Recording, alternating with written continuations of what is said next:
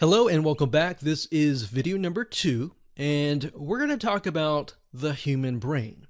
Now, hopefully this is going to be insightful to you as well, because this can actually help you understand why we think the way we do, why we do things the way we do, and it might even help you get things done as well.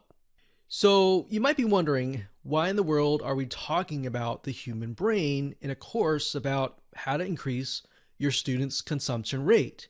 But believe it or not, this is a big and huge part of getting to understand how to get your students to actually consume more. So even though I'm teaching you certain triggers, certain strategies, and things to implement, you might think of other things along the way that can actually help your students. Now, let's talk about dopamine for just a second. No, it's not a drug or anything like that. It's a chemical that's being produced by your brain. So, according to WebMD.com, it says, what is dopamine? Dopamine is a type of neurotransmitter. Basically, your body produces it. Now, I'm going to skip this paragraph and go straight to here, because this is the important part. This here says dopamine plays a role in how we feel pleasure. It's a big part of the unique human ability to think and plan, and it helps us strive, focus, and find things interesting. So, as you can imagine, as you're going through the course, it's going to make people feel, oh, this is great. I completed this course, or I completed this topic, or I passed the quiz. It's sort of a reward chemical. So let's take a different perspective here. According to upmchealth.com, dopamine controls many functions, including behavior, emotion, and cognition.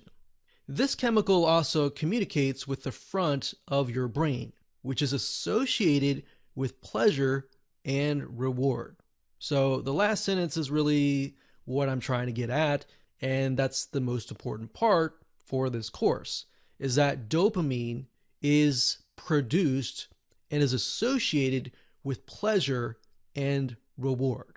So let's move on over here, and this will kind of open your eyes as to how it actually relates to an online course.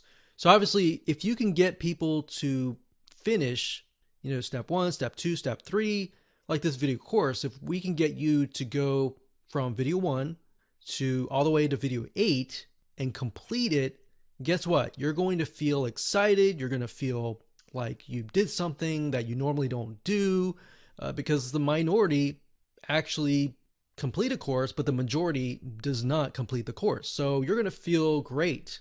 And that's the dopamine chemical reaction in your brain.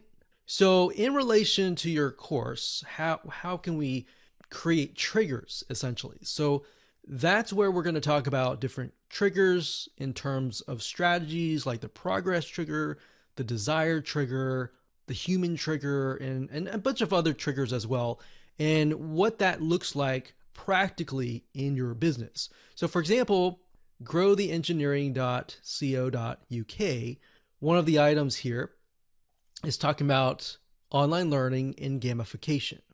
Now, the reason why I bring this up is because most people like to play games.